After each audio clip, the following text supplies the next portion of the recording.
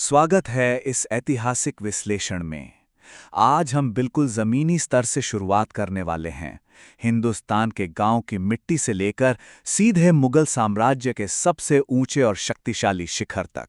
हम देखने वाले हैं कि आखिर कैसे इस मिट्टी, पानी और किसानों की कड़ी मेहनत ने उस विशाल साम्राज्य की नींव रखी, जिसे हम दुनिया के सबसे ताकतवर साम्राज्यों में गिनते हैं।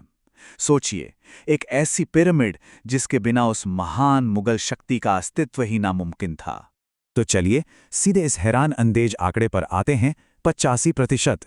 16वीं और 17वीं शताब्दी के दौरान भारत की लगभग 85% आबादी ग्रामीण इलाकों में रहती थी।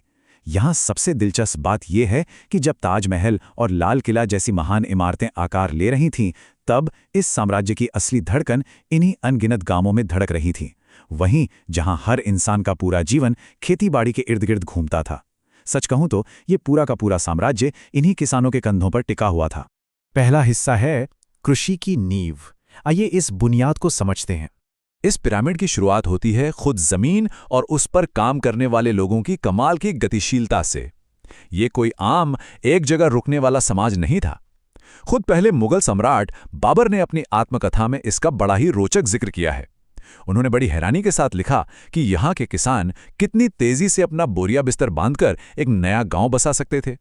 चूंकि उस दौर में घास और लकड़ी की कोई कमी नहीं थी, लोग आसानी से बारिश वाली नई जमीनों की तरफ निकल जाते और पता है क्या, सिर्फ 1.5 दिन के भीतर पूरा का पूरा नया गांव खड़ा कर देते थे।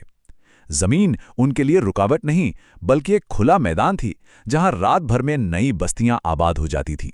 जमीन और बारिश के अलावा इन किसानों के पास कुछ जबरदस्त तकनीकें भी थीं। बाबर के इस कथन पर ध्यान दीजिए, जहां उन्होंने लाहौर और दीपापुर में इस्तेमाल होने वाली एक खास मशीनी तकनीक का जिक्र किया। वे बताते हैं कि कैसे कुएं की गहराई के हिसाब से रस्सी के 2 घेरे बनाए जाते थे, उनके बीच लकड़ी की पट्टियां लगती थीं और उन पर घड़े बांध दिए जाते थे। दरअसल ये राहत या पर्शियन व्हील का जिक्र है, जिसने किसानों को सिर्फ मॉनसून के भरोसे ना रहकर आगे भी खेती करने की ताकत दी। बाबर के शब्दों को समझने के लिए सिंचाई के इस तरीके को ही ले लीजिए। पशुओं और इंसानी ताकत का यह बेहतरीन तालमेल पानी खींचने के काम आ रहा है। यही वो तकनीक और कड़ी शारीरिक मेहनत थी जिसने न सिर्फ गांव को धनवान बनाया, बल्कि साम्राज्य की समृद्धि को भी लगातार सींचे रखा। पसीना बहाते किसान और घूमते हुए पहिए, इन दोनों ने मिलकर एक ऐसी कृषि व्यवस्था तैयार की जो इस साम्राज्य के लगातार विस्तार के लिए बेहद जरूरी थी। और इस कड़ी मेहनत का लाजवाब परिणाम सामने आता है। खरीफ और रबी यानी पतझड़ और बसंत की ऋतुओं ने मिलकर ये तय किया कि साल में कम से कम 2 फसलें तो जरूर उगाई जाएं। आईने अकबरी के अनुसार आगरा में 39 और दिल्ली में 43 अलग अलग किस्म की फसलें होती थीं। बंगाल की तो बात ही निराली है, वहां अकेले चावल की ही 50 किस्में उगाई जाती थी। ये उत्पादकता वाकई हैरान करने वाली थी, जैसे मिट्टी सचमुच सोना उगल रही हो। दूसरा भाग है किसान और उनकी जमीन।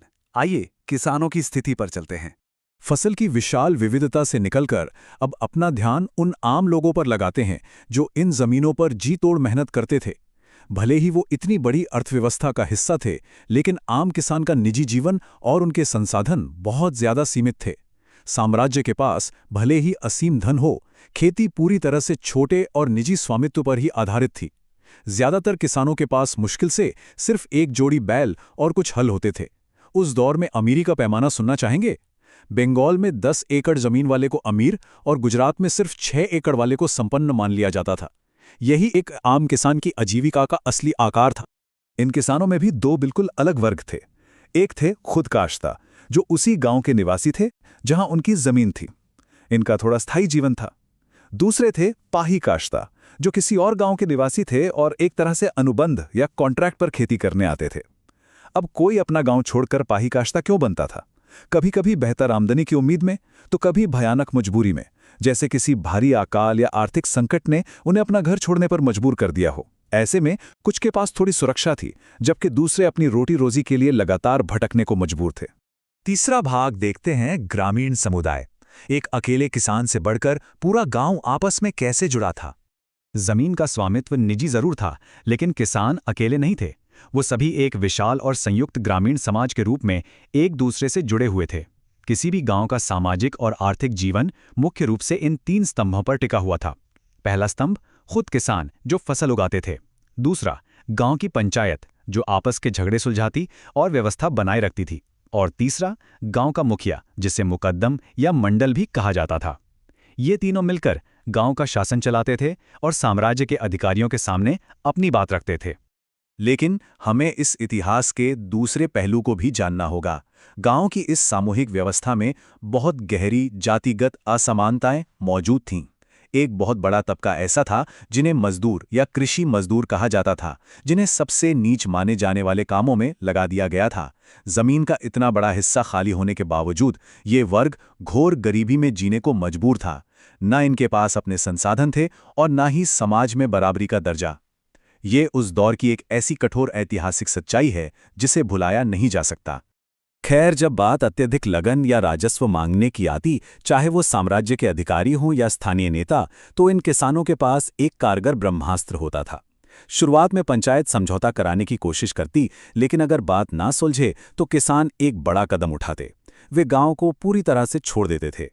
क्योंकि दूसरी जगहों पर जंगल और खाली जमीन काफी होती थी, इसलिए दरअसल जमीन से ज्यादा अहमियत श्रम की थी। गांव को इकट्ठे खाली कर देना उनका सबसे असरदार और शांतिपूर्ण विरोध था।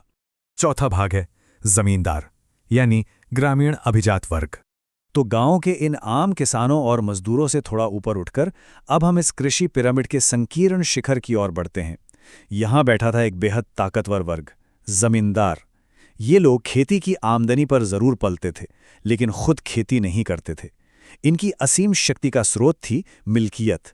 मिल्कियत असल में उनकी वो विशाल निजी जमीन थी जिसे आमतौर पर दिहाड़ी मजदूर या दास जोतते थे। मुगल राज्य के लिए लगान वसूलने और दूसरी सेवाएं देने के बदले में इन जमींदारों ने अपनी एक अलग ही दुनिया और रुतबा बना लिया था। सच कहें तो यही लोग गांव की असली एलीट क्लास थे। और इनकी ताकत का अंदाजा सिर्फ इनकी जमीनों से लगाना एक बहुत बड़ी भूल होगी। जरा इन आंकड़ों पर गौर कीजिए। साम्राज्य भर में इन जमींदारों के पास मिलाकर लगभग 3,84,000 घुड़सवार और 42 लाख से ज्यादा पैदल सैनिक थे। इसके अलावा 1800 से ज्यादा हाथी, 4200 तोपें और 4,500 नावें भी इनके नियंत्रण में थीं।